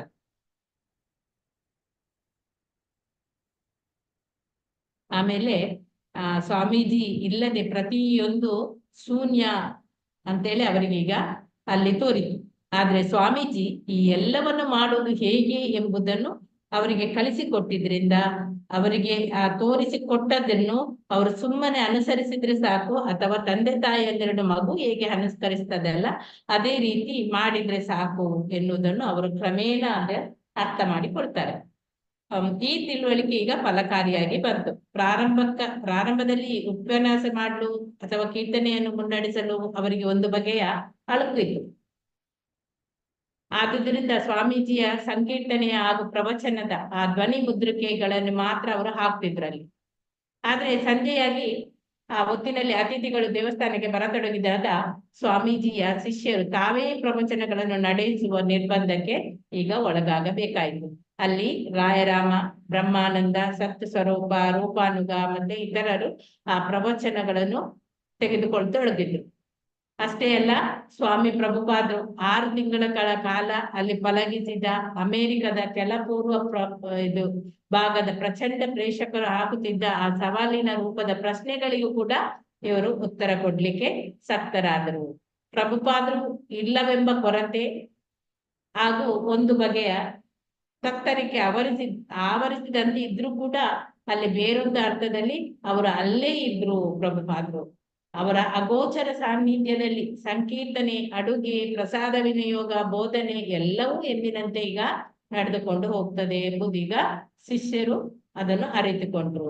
ಈಗ ಜನವರಿ 19ರಂದು ಪ್ರಭುಪಾದರು ಸ್ಯಾನ್ ಫ್ರಾನ್ಸಿಸ್ಕೋಗೆ ಬಂದ ಕೇವಲ 3 ದಿನದಲ್ಲಿ ಅವರು ತಮ್ಮ ನ್ಯೂಯಾರ್ಕ್ಗೆ ಶಿಷ್ಯರಿಗೆ ಕಾಗದ ಬರೀತಾರೆ.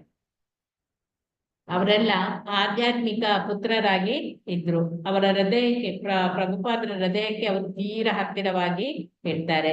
ಅವರು ತಮ್ಮ ಮಾತೃಭೂಮಿಯಿಂದ ಭಾರತದ ಬಹುದೂರದಲ್ಲಿ ಇದ್ರೂ ಕೂಡ ಅಲ್ಲಿನ ಯಾರಿಗೂ ಕೂಡ ಅವರು ಪತ್ರ ಬರೆಯಲಿಲ್ಲ, ಅದಕ್ಕೆ ಯೋಚನೆಯೂ ಮಾಡಲಿಲ್ಲ. ಆದ್ರೆ ಇಲ್ಲಿ ಅವರು ಸನ್ಯಾಸಿಯಾದ ಕಾರಣ ಇಲ್ಲಿ ತಮ್ಮ ಯಾವ ಬಂಧು ಬಳಗದವರಿಗೂ ಪತ್ರ ಬರೆಯುವುದರಲ್ಲಿ ಅವರು ಆಸಕ್ತಿಯನ್ನು ಹೊಂದಿರ್ಲಿಲ್ಲ. ತಮ್ಮ ಗುರು ಸಹೋದರರು ಬರೆಯುವ ವಿಚಾರ ಕೂಡ ಅವರಿಗೆ ಅದು ಮುಖ್ಯ ಅಂತ ಹೇಳಿ ಅನ್ನಿಸ್ಲಿಲ್ಲ. ಯಾಕೆಂದ್ರೆ ಅಲ್ಲಿ ಅವರು ಪ್ರಭುಪಾದರಿಗೆ ಯಾವುದೇ ನೆರವನ್ನು ನೀಡಲು ನಿರಂತರವಾಗಿ ನಿರಾಕರಣೆನೇ ತೋರಿಸ್ತಿದ್ರು. ಹೊಸನಗರದಲ್ಲಿ ಹೊಸ ಮುಖಗಳ ನಡುವೆ ಇದ್ದುಕೊಂಡು ಪ್ರಾರಂಭದ ದೆಸೆಯಲ್ಲಿ ಒಂದಿಷ್ಟು ಹೆಸರು ಮತ್ತೆ ಯಶಸ್ಸನ್ನು ಗಳಿಸ್ಬೇಕು ಅಂತ ಅವರು ಗಳಿಸಿದ್ರು ಪ್ರಭುಪಾದರು. ಆ ಸುದ್ದಿಯಲ್ಲಿ ಪಾಲ್ಗೊಳ್ಳಲು ಅತ್ಯಂತ ಕಾತರರಾದ ಕೆಲವರೊಂದಿಗೆ ಅದನ್ನು ಹಂಚಿಕೊಳ್ಳಲು ಕೂಡ ಅವ್ರಿಗೆ ಆಸಕ್ತರಾಗಿ ಇರ್ತಾರೆ. ಕೆಲವು ತಿಂಗಳು ಅಲ್ಲಿ ತಮ್ಮಿಂದ ತರಬೇತಿ ಪಡೆದ ಆ ನ್ಯೂಯಾರ್ಕ್ ನಲ್ಲಿ ಕೃಷ್ಣ ಪ್ರಜ್ಞೆಯ ಆಂದೋಲನವನ್ನು ನಿರ್ವಹಿಸಲು ನಿಯೋಜಿತರಾದ ತಮ್ಮ ಶಿಷ್ಯರಿಗೆ ಅವರು ಈಗ ಭರವಸೆಯನ್ನು ತುಂಬುವುದು ಅವರ ಉದ್ದೇಶ ಆಗಿತ್ತು. ಅವರು ಕಾಗದವನ್ನು ಬರೀತಾರೆ. ಯಾರಿಗೆ? ಬ್ರಹ್ಮಾನಂದ, ಹಯಗ್ರೀವ, ಪ್ರೀತಾನಂದ, ಸತ್ ಸ್ವರೂಪ, ಗರ್ಗಮುನಿ, ಅಚ್ಯುತಾನಂದ, ಚದುರಾಣಿ ಅವರಿಗೆ ಅವರು ಪತ್ರವನ್ನು ಬರೀತಾರೆ ಎಲ್ಲರಿಗೂ ಒಟ್ಟಿಗೆ. ನನ್ನ ಶುಭಾಶಯಗಳನ್ನು, ಗುರು ಗೌರಂಗ ಗಿರಿಧಾರಿ ಗಂಧರ್ವಿಕ ಇವರ ಆಶೀರ್ವಾದಗಳನ್ನು ದಯವಿಟ್ಟು ಸ್ವೀಕರಿಸಿ. ನಾವು ಇಲ್ಲಿಗೆ ಸುಖವಾಗಿ ಬಂದು ತಲುಪಿದೆ. ನಮ್ಗೆ ಇಲ್ಲಿನ ಭಕ್ತರಿಂದ ದೊರೆತ ಆ ಸೊಗಸಾದ ಸ್ವಾಗತದ ಸುದ್ದಿಯನ್ನು ಈಗಾಗಲೇ ನೀವು ತಿಳಿದಿದ್ದೀರಿ. ಅಲೆನ್ ಗಿನ್ಸ್ಬರ್ಗ್ ಮತ್ತು ಅವನ ಜೊತೆ 50-60 ಮಂದಿ ಇತರರು ಕೂಡ ವಿಮಾನ ನಿಲ್ದಾಣದಲ್ಲಿ ಬಂದು ನನ್ನನ್ನು ಬರಮಾಡಿಕೊಂಡ್ರು. ನಾನು ನನ್ನ ನಿವಾಸವನ್ನು ತಲುಪಿದಾಗ ನನ್ನ ಧರ್ಮ ಪ್ರಸಾರದ ಉದ್ದೇಶವನ್ನು ಗಮನಿಸಿ ಗುರುತಿಸಿದ ಕೆಲವು ಮಂದಿ ಪತ್ರಿಕಾ ವರದಿಗಳು ಕೂಡ ವರದಿಗಾರರು ಅವರು ಕೂಡ ಇದ್ರು. ಎಕ್ಸಾಮಿನರ್ ಮತ್ತು ಕ್ರಾನಿಕಲ್ ಆದಂತ 2-3 ಪತ್ರಿಕೆಗಳು ಈ ಕುರಿತು ವರದಿಯನ್ನು ಪ್ರಕಟಿಸಿದೆ. ಈ ಪತ್ರದೊಂದಿಗೆ ಅಂತಹ ಒಂದು ವರದಿಯನ್ನು ಕೂಡ ಅವರು ಹಾಕ್ತಾರೆ. ಆ ವರದಿಯ 1000 ಪ್ರತಿಗಳನ್ನು ಕೂಡಲೇ ಅಪ್ಸೆಟ್ ಮಾಡಿ ಮುದ್ರಣದಲ್ಲಿ ಮುದ್ರಿಸಿ 100 ಪ್ರತಿಗಳನ್ನು ಆದಷ್ಟು ಬೇಗ ಇಲ್ಲಿರುವ ನಮ್ಗೆ ಅದನ್ನು ಕಳುಹಿಸಿಕೊಡಿ ಅಂತ ಹೇಳಿ ಪ್ರಭುಪಾದರು ಬರೀತಾರೆ ಕಾಗದ. ಅಲ್ಲಿ ನಿಮ್ಮ ಜೊತೆ ನಾನು ಇಲ್ಲವೆಂಬ ಕೊರಗು ಈಗ ನಿಮಗೆ ಕಾಡ್ಬೋದು. ಕೃಷ್ಣನು ನಿಮಗೆ ಶಕ್ತಿಯನ್ನು ದಯಪಾಲಿಸಲಿ ಅಂತ ಹೇಳಿ ಪ್ರಭುಪಾದರು ನೋಡಿ ಅಲ್ಲಿ. ಕೃಷ್ಣನು ನಿಮಗೆ ಶಕ್ತಿಯನ್ನು ದಯಪಾಲಿಸಲಿ. ನನ್ನ ಭೌತಿಕ ಇರವು ಅಷ್ಟು ಮುಖ್ಯ ಅಲ್ಲ. ಗುರುವಿನಿಂದ ಬರುವ ಅತೀಂದ್ರಿಯ ಧ್ವನಿಯ ಅಸ್ತಿತ್ವಕ್ಕೆ ನಿಮ್ಮ ಬದುಕನ್ನು ಹಿಡಿದು ನಡೆಸುವಂತನಾಗಬೇಕು. ಅದು ನಮ್ಮ ಆಧ್ಯಾತ್ಮ ಜೀವನವನ್ನು ಯಶಸ್ವಿಯಾಗಿ ಮಾಡ್ತದೆ. ನಾನು ನಿಮ್ಮ ಜೊತೆಗೆ ಇಲ್ಲವೆಂಬ ಕೊರಗು ತುಂಬಾ ತೀವ್ರವಾಗಿ ಬಾಧಿಸುವುದಾದ್ರೆ ನೀವು ನನ್ನ ಭಾವಚಿತ್ರವನ್ನು ನನ್ನ ಪೀಠದ ಮೇಲೆ ಇಡಬಹುದು. ಆದ್ರಿಂದ ನಿಮ್ಗೆ ಸ್ಫೂರ್ತಿ ಉಂಟಾಗಬಹುದು ಅಂತೇಳಿ ಹೇಳ್ತಾರೆ. ಈ ಎರಡನೇ ಈ ಪ್ಯಾರವನ್ನು ಅವರು ಏನ್ ಮಾಡ್ತಾರೆ, ಪ್ರಿಂಟ್ ಮಾಡಿ ಗೋಡೆಯಲ್ಲೆಲ್ಲ ಅಂಟಿಸಿ ಬಿಡ್ತಾರೆ. ನೋಡಿ ಹೇಗೆ ಹೇಳಿದ್ದಾರೆ, ನನ್ನ ಕೊರಗು ನಿಮ್ಗೆ ಕಾಡ್ಬೋದು, ಕೃಷ್ಣ ನಿಮ್ಗೆ ಶಕ್ತಿಯನ್ನು ಕೊಡ್ಲಿ. ಭೌತಿಕ ಇರವು ಅದು ಅಷ್ಟು ಮುಖ್ಯ ಅಲ್ಲ. ಗುರುವಿನಿಂದ ಬರುವ ಅತೀಂದ್ರಿಯ ಧ್ವನಿಯ ಅಸ್ತಿತ್ವಕ್ಕೆ ನಿಮ್ಮ ಬದುಕನ್ನು ಹಿಡಿದಿಟ್ಟುಕೊಂಡು ನಡೆಸುವಂತಾಗ್ಲಿ ಅಂತೇಳಿ, ಮತ್ತೆ ನಿಮ್ಮ ಆಧ್ಯಾತ್ಮ ಜೀವನ ಅದು ಯಶಸ್ವಿಯಾಗಿ ಆಗ್ಲಿ. ನಿಮ್ಮ ಜೊತೆ ನಾನಿಲ್ಲವೆಂಬ ಕೊರಗು ನಿಮ್ಗೆ ಇದೆ, ಅದು ನಿಮ್ಗೆ ತುಂಬಾ ಬಾಧಿಸ್ತದೆ. ಆದ್ದರಿಂದ ನೀವು ನನ್ನ ಭಾವಚಿತ್ರವನ್ನು ನನ್ನ ಪೀಠದ ಮೇಲೆ ಇಡಿ, ಅದರಿಂದ ನಿಮ್ಗೆ ಸ್ಫೂರ್ತಿ ಉಂಟಾಗ್ಬೋದು ಅಂತ ಹೇಳ್ತಾರೆ. ವಾಸದ ಮನೆಯನ್ನು ಕುರಿತು ನೀವು ಯಾವ ಕೊನೆಯ ತೀರ್ಮಾನವನ್ನು ಕೈಗೊಂಡಿರಿ ಎಂಬುದನ್ನು ತಿಳಿಯಲು ಅಪೇಕ್ಷಿಸುತ್ತೇನೆ. 1967 ಮೊದಲನೆಯ ದಿನಾಂಕ ಈ ಮನೆಯ ಗೃಹ ಪ್ರವೇಶವನ್ನು ಮಾಡಲು ನಾನು ಯೋಚಿಸಿದ್ದೇನೆ. ಆದ ಕಾರಣ ಆ ಕುರಿತ ಎಲ್ಲ ಏರ್ಪಾಡುಗಳನ್ನು ದಕ್ಷತೆಯಿಂದ ಮಾಡಬೇಕಾಗಿದೆ. ನನಗೆ ಡಿಕ್ಸಾಫೋನ್ ಯಂತ್ರಕ್ಕೆ ಇನ್ನೂ ಟೇಪುಗಳು ನಿಮ್ಮ ಕಡೆಯಿಂದ ನನಗೆ ತಲುಪಿಲ್ಲ.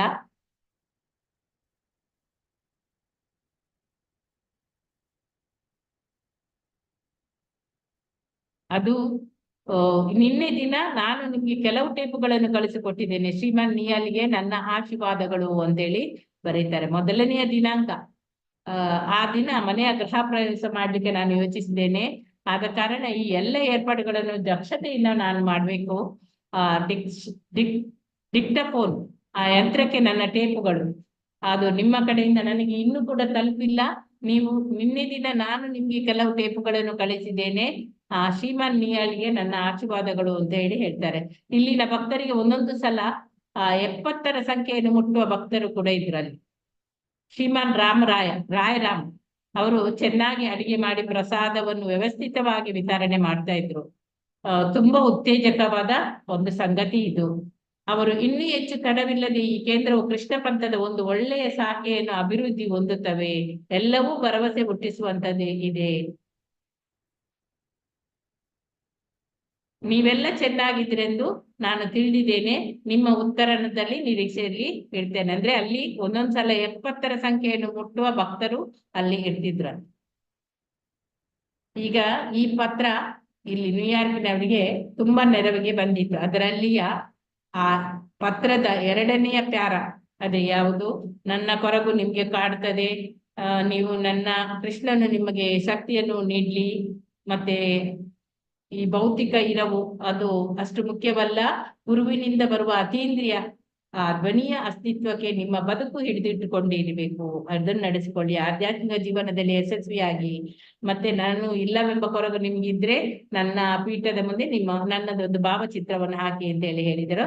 ಹಾಗೆ ಈ ಬ್ರಹ್ಮಾನಂದ ಈ ಪತ್ರವನ್ನು ಮೊಗಸಾಲೆಯಲ್ಲಿ ಅಂಟಿಸ್ತಾನೆ. ಸ್ವಾಮೀಜಿ ಸಿಸ್ಟರಿಗೆ ಇಲ್ಲಿ ಸ್ಪಷ್ಟಪಡಿಸಿದ್ದಾರೆ, ಅವರೆಲ್ಲರೂ ತಮ್ಮ ಜೊತೆ ಇದ್ದಾರೆ ಅಂತ ಹೇಳಿ. ತಾವು ಅವರೊಂದಿಗೆ ನ್ಯೂಯಾರ್ಕಿನಲ್ಲಿ ಇನ್ನೂ ಇರುವರೆಂದು ಇದೊಂದು ತೀರ ವಿಶಿಷ್ಟವಾದದ್ದು. ಗುರುವಿನ ವಿರಹದಲ್ಲೂ ಕೂಡ ಇದು ಸಲ್ಲಿಸುವ ಸೇವೆ. ಪ್ರತಿದಿನವೂ ಸ್ವಾಮೀಜಿಯ ಜೊತೆಗೆ ಇರುತ್ತಿದ್ದ ಸ್ಯಾನ್ ಫ್ರಾನ್ಸಿಸ್ಕೋದ ಶಿಷ್ಯರಿಗೆ ಇದರ ರುಚಿ ಈಗ ವಿಶೇಷ ಅಪರಿಚಿತವಾದದ್ದೇ ಆಗಿತ್ತು. ನ್ಯೂಯಾರ್ಕ್ನಲ್ಲಿ ಇದ್ದ ಶಿಷ್ಯರು ತಮ್ಮ ಆ ದೈನಂದಿನ ಕರ್ತವ್ಯದಲ್ಲಿ ತೊಡಗಿಯೂ ಸ್ವಾಮೀಜಿಯ ಪತ್ರವನ್ನು ಉಲ್ಲೇಖಿಸುತ್ತಾ ಅದರ ಕುರಿತು ಅವರು ಯೋಚಿಸ್ತಾರೆ. ಕೃಷ್ಣ ನಿಮಗೆ ಶಕ್ತಿಯನ್ನು ದಯಪಾಲಿಸಲಿ ಅಂತ ಹೇಳಿದ್ರಲ್ಲ, ನನ್ನ ಭೌತಿಕ ಅಸ್ತಿತ್ವ ಅಷ್ಟೇನು ಮುಖ್ಯದಲ್ಲ, ಗುರುವಿನಿಂದ ಬಂದ ಅತೀಂದ್ರಿಯ ಧ್ವನಿಯ ಆ ಅಸ್ತಿತ್ವವೇ ನಿಮ್ಮ ಬದುಕನ್ನು ಹಿಡಿದು ನಡೆಸುವಂತಾಗ್ಲಿ ಅಂತೇಳಿ, ನಮ್ಮ ಆಧ್ಯಾತ್ಮ ಜೀವನವು ಯಶಸ್ವಿಯಾಗಲಿ ಅಂತೇಳಿ, ಯಶಸ್ವಿಯನ್ನಾಗಿ ಮಾಡ್ತದೆ. ತಮ್ಮ ಭಾವಚಿತ್ರವನ್ನು ಅವರ ಪೀಠದ ಮೇಲೆ ಇರಿಸಬಹುದೆಂದು ಸ್ವಾಮೀಜಿ ಪತ್ರದಲ್ಲಿ ತಿಳಿಸಿದ್ರು ಕೂಡ ಇಲ್ಲಿ ಯಾರ ಹತ್ರ ಕೂಡ ಭಾವಚಿತ್ರ ಇರ್ಲಿಲ್ಲ. ಅಂಥದ್ದೊಂದು ಚಿತ್ರಕ್ಕಾಗಿ ಅವರು ಸ್ಯಾನ್ ಫ್ರಾನ್ಸಿಸ್ಕೋದ ಶಿಷ್ಯರನ್ನು ಕೇಳಬೇಕಾಗಿ ಬಂತು. ಹುಡುಗನೊಬ್ಬ ಅಲ್ಲಿ ಸಾಧಾರಣ ದರ್ಜೆಯ ಬಣ್ಣದ ಪಟಗಳನ್ನು ತೆಗೆದು ನ್ಯೂಯಾರ್ಕಿಗೆ ಕಳಿಸಿಕೊಡ್ತಾನೆ. ಭಕ್ತಾದಿಗಳು ಒಂದನ್ನು ಪ್ರಭುಪಾದರು ಬಳಸುತ್ತಿದ್ದ ಅವರ ಕೋಣೆಯ ಮೇಲೆ, ಆ ಪೀಠದ ಮೇಲೆ ಇರಿಸ್ತಾರೆ. ಅದರಿಂದ ಅವರಿಗೆ ಎಷ್ಟೋ ಸಮಾಧಾನ ಆಗ್ತದೆ. ಪ್ರಭುಪಾದರ ಪಾಲಿಗೂ ಕೂಡ ನ್ಯೂಯಾರ್ಕಿನ ಶಿಷ್ಯರಿಗೆ ಅವರು ಬರೆದ ಕಾಗದ ಒಂದು ಮಹತ್ವದ ದಾಖಲೆಯಾಯಿತು. ಒಂದು ಜಾಗತಿಕ ಆಂದೋಲನವು ನಡೆಸುವ ಅವರ ಅಪೇಕ್ಷೆಗೆ ಇದು ಒಂದು ನೆಲೆಗಟ್ಟು. ಅವರು ಊರಿನಿಂದ ಊರಿಗೆ ಪ್ರಯಾಣ ಮಾಡುತ್ತಲೇ ತಮ್ಮ ಬೋಧನೆಯ ಮೂಲಕ ಏಕಕಾಲಕ್ಕೆ ಎಲ್ಲಾ ಕಡೆ ಕೂಡ ಇರಬಹುದಾಗಿತ್ತು.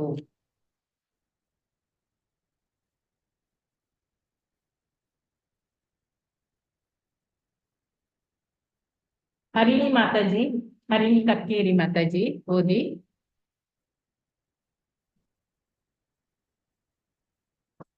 ಹರೇ ಕೃಷ್ಣ. ಇಲ್ಲವಾ?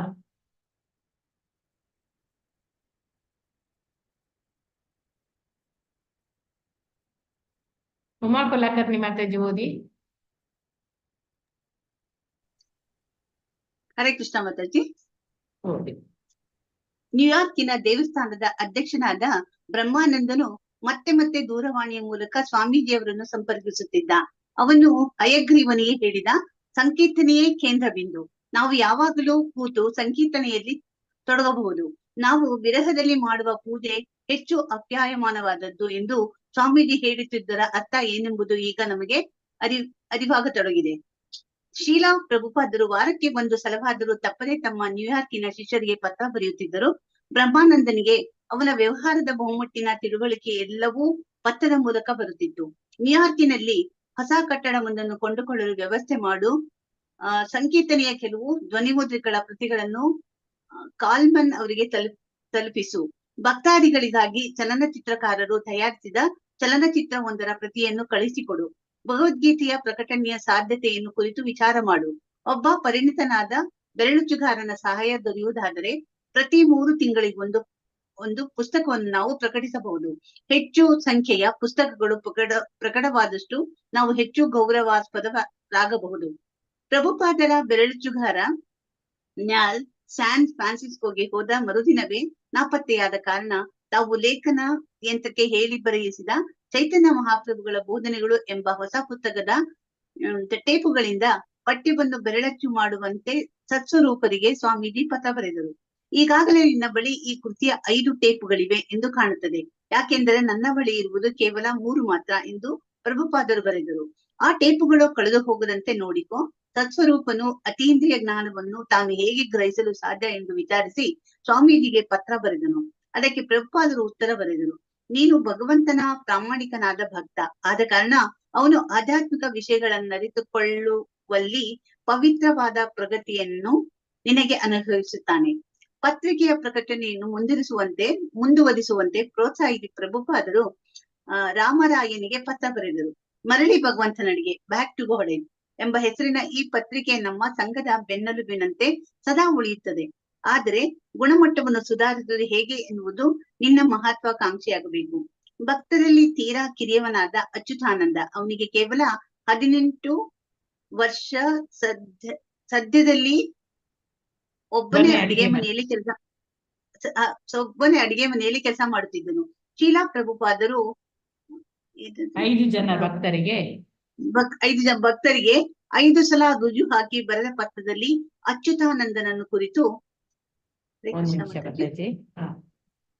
ಓದಿ ಮಾತಾಜಿ. ಒಂದು ಕುರಿತು ಕೀರ್ತಾನಂದರು ಹೀಗೆ ಅಲ್ಲಿಲ್ಲವಾದುದರಿಂದ ಖಂಡಿತವಾಗಿಯೂ ನಿನಗೆ ಕೆಲಸದ ಹೊರೆ ಹೆಚ್ಚಿದೆ. ಆದರೆ ಕೃಷ್ಣನ ಸೇವೆಯಲ್ಲಿ ಎಷ್ಟೆಷ್ಟು ತೊಡಗುತ್ತೀಯೋ ಅಷ್ಟಷ್ಟು ನೀನು ಶಕ್ತಿವಂತನಾಗುತ್ತೀಯೇ. ನಿನ್ನ ಇತರ ಗುರುಭಾಯಿಗಳು ನಿನಗೆ ಸಮರ್ಪಕವಾದ ನೆರವನ್ನು ನೀಡುತ್ತಿದ್ದಾರೆ ಎಂದು ನಾನು ತಿಳಿಯುತ್ತೇನೆ ಎಂದು ಬರೆದರು. ಹರೇ ಕೃಷ್ಣ ಮಾತಾಜಿ. ಧನ್ಯವಾದಗಳು ಮಾತಾಜಿ.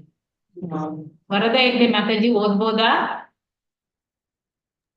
ಹರೇ ಕೃಷ್ಣ ಮಾತಾಜಿ, ಓದ್ತೇನೆ. ಓದಿ. ಪ್ರಭುಪಾದರು ಇತರ ಹಿರಿಯ ಗುರುಬಾಯಿ ಅಲ್ಲಿ ಇತರ ಹಿರಿಯ ಗುರುಬಾಯಿಗಳೊಂದಿಗೆ ಸಹಕರಿಸಬೇಕೆಂದು ಸಲಹೆ ನೀಡಿ ಗರ್ಗಮುನಿಗೆ ಗರ್ಗಮುನಿಗೆ ಅವನಿಗೂ 18ರ ಹರಿಯ ಪತ್ರ ಬರೆದರು. ಗರ್ಗಮುನಿ ತನ್ನ ತಾಯಿಯನ್ನು ನೋಡಲು ಹೋಗಿದ್ದಾನೆ ಎಂಬುದನ್ನು ವಿಚಾರಿಸುತ್ತಾ ಆಕೆ ಕ್ಷೇಮವಾಗಿದ್ದಾಳೆಂದು ನಾನು ಭಾವಿಸುತ್ತೇನೆ ಎಂದು ಬರೆದರು. ಗರ್ಗಮುನಿ ದೇವಸ್ಥಾನದ ಕೋಶಾಧಿಕಾರಿಯಾದುದರಿಂದ ಚೆಕ್ಕುಗಳ ವ್ಯವಹಾರವನ್ನು ತುಂಬಾ ಜಾಗರೂಕತೆಯಿಂದ ನಿರ್ವಹಿಸಬೇಕು ಎಂದು ತಿಳುವಳಿಕೆ ನೀಡಿ ಪತ್ರ ಬರೆದರು. ಪ್ರಭುಪಾದರು ಜದುರಾಣಿಗೆ ಬರೆದರು, ನೀನು ಅತ್ಯಂತ ಒಳ್ಳೆಯ ಹುಡುಗಿ ಎಂಬುದು ಸದಾ ನನ್ನ ನೆನಪಿನಲ್ಲಿದೆ. ಯಾಕೆಂದರೆ ನೀನು ಕೃಷ್ಣನ ಸೇವೆಯಲ್ಲಿ ತುಂಬಾ ಶ್ರದ್ಧೆಯಿಂದ ತೊಡಗಿಕೊಂಡವಳು. ತನ್ನ ಗೆಳೆಗಾರ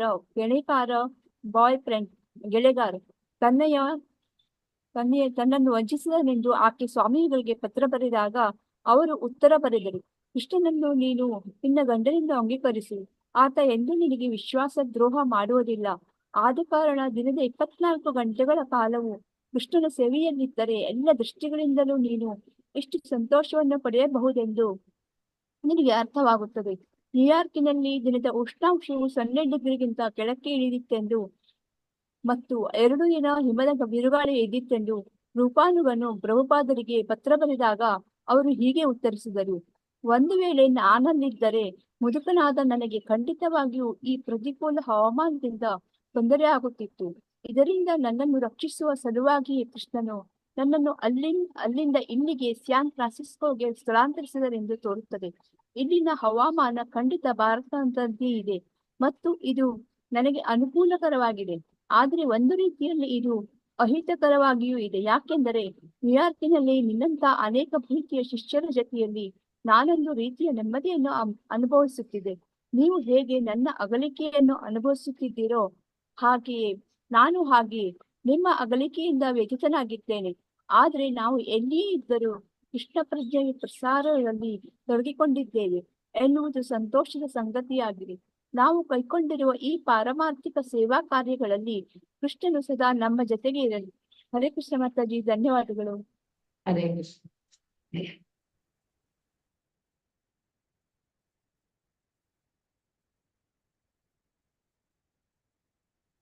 ಇಲ್ಲಿ ನ್ಯೂಯಾರ್ಕಿನ ದೇವಸ್ಥಾನದ ಅಧ್ಯಕ್ಷನಾದ ಬ್ರಹ್ಮಾನಂದನು ಮತ್ತೆ ಆ ದೂರವಾಣಿಯ ಮೂಲಕ ಸ್ವಾಮೀಜಿ ಅವರನ್ನು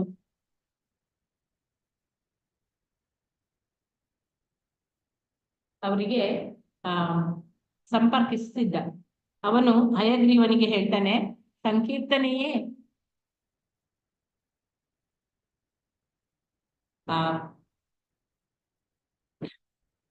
ಕೇಂದ್ರ ಬಿಂದು ಅಂದ್ರೆ ಯಾರೋ ಹಯಗ್ರೀವನಿಗೆ ಹೇಳ್ತಾನೆ, ದೇವಸ್ಥಾನದ ಅಧ್ಯಕ್ಷನಾದ ಬ್ರಹ್ಮಾನಂದ ಅವನು ಹೇಳ್ತಾನೆ ಹಯಗ್ರೀವನಿಗೆ, ಸಂಕೀರ್ತನೆಯೇ ನಮ್ಮ ಕೇಂದ್ರ ಬಿಂದು. ನಾವು ಯಾವಾಗಲೂ ಕೂತು ಸಂಕೀರ್ತನೆಯನ್ನು ತೊಡಗಬೇಕು.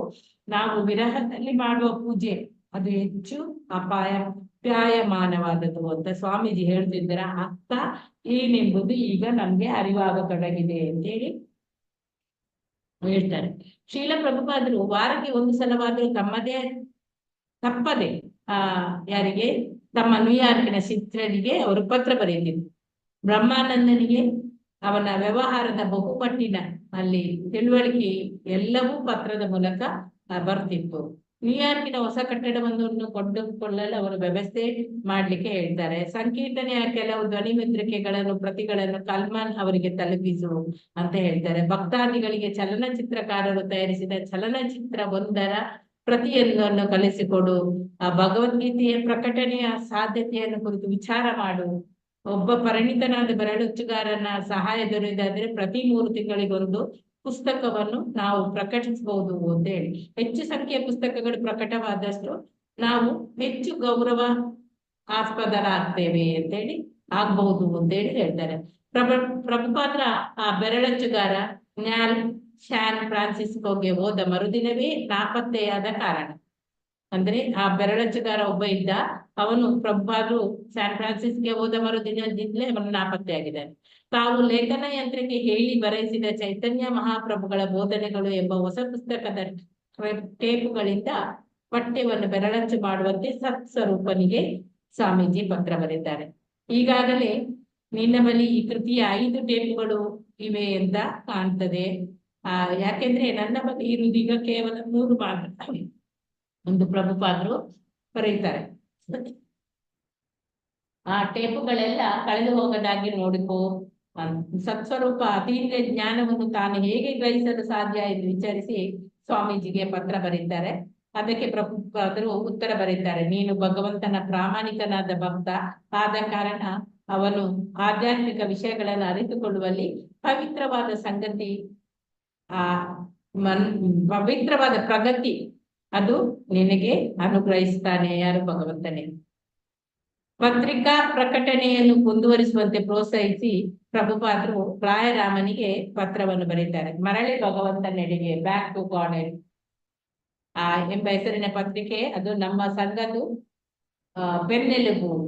ಅದು ಸದಾ ಉಳಿತದೆ, ಬೆನ್ನೆಲುಬಿನಲ್ಲಿ ಸದಾ ಉಳಿತದೆ. ಅದರ ಗುಣಮಟ್ಟವನ್ನು ಸುಧಾರಿಸುವುದು ಹೇಗೆ ಎನ್ನುವುದು ನಿನ್ನ ಮಹತ್ವಾಕಾಂಕ್ಷೆ ಆಗ್ಬೇಕು ಅಂತೇಳಿ ಯಾರಿಗೆ? ರಾಯರಾಮನಿಗೆ ಪತ್ರ ಬರೀತಾರೆ.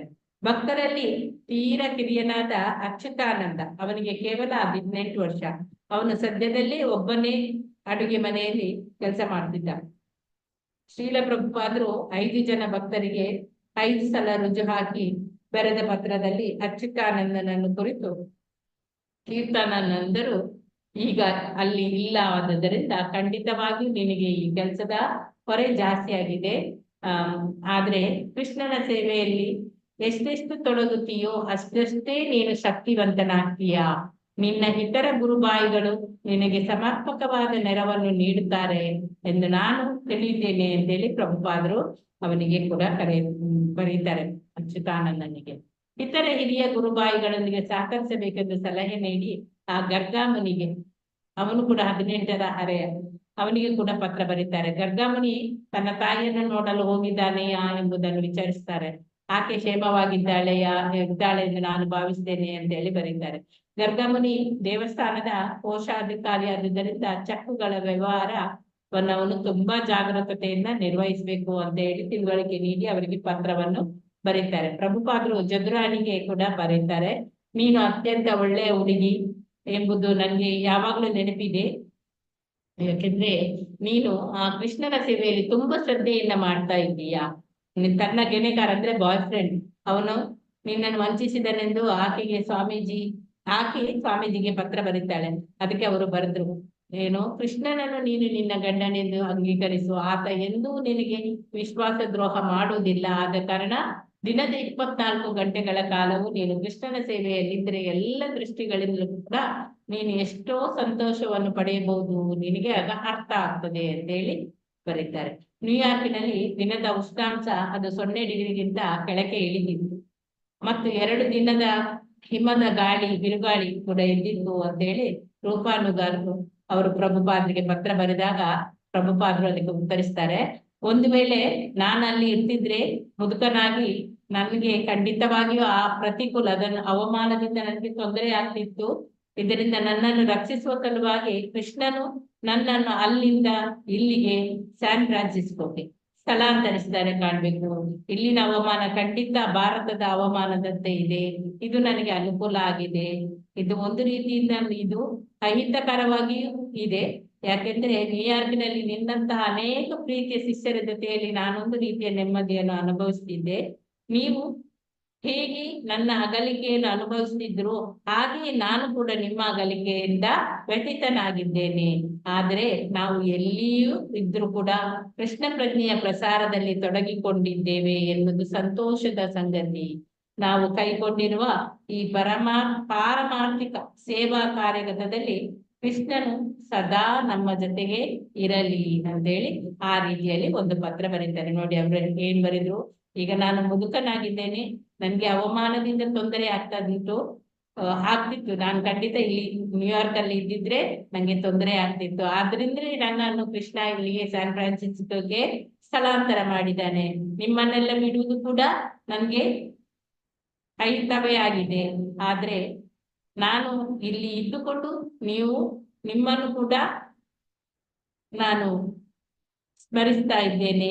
ನನಗೆ ನಿಮ್ಮ ಅಗಲಿಕೆಯಿಂದ ಸಹ ವ್ಯತೀತ ಆಗಿದೆ. ಹೇಗೆ ನಿಮ್ಗೆ ನನ್ನ ಅಗಲಿಕೆಯಿಂದ ವ್ಯತೀತ ಆಗಿದ್ದೀರಾ, ಅದೇ ರೀತಿ ನಾನು ಕೂಡ ನಿಮ್ಮನ್ನು ಇದ್ ಮಾಡ್ತಾ ಇದ್ದೇನೆ ಅಂತ ಹೇಳಿ ಇಲ್ಲಿ ನೀವು ಈಗ ನಾವು ಎಲ್ಲರೂ ಕೂಡ ಕೃಷ್ಣ ಪ್ರಜ್ಞೆಯ ಪ್ರಸಾರದಲ್ಲಿ ತೊಡಗಿಕೊಂಡಿದ್ದೇವೆ, ಅದೇ ಸಂತೋಷದ ವಿಷಯ ಅಂತ ಹೇಳಿ ಹೇಳ್ತಾರೆ.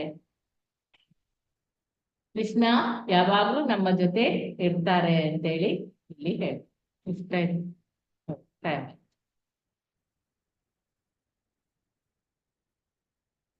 ವಾಂಛಾಕಲ್ಪತರುಭ್ಯಶ್ಚ ಕೃಪಾ ಸಿಂಧುಭ್ಯ ಏವ ಚ ಪತಿತಾನಾಂ ಪಾವನೇಭ್ಯೋ ವೈಷ್ಣವೇಭ್ಯೋ ನಮೋ ನಮಃ.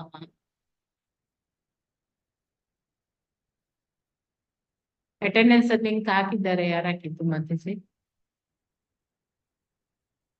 ನಾನೇ ಹಾಕಿದ್ದೀನಿ ಮಾತಾಜಿ.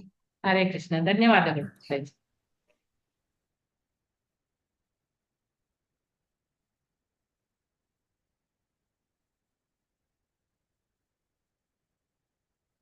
ಅನಂತ ಕೋಟಿ ಭಕ್ತ ವೃಂದ ಕಿ ಜೈ.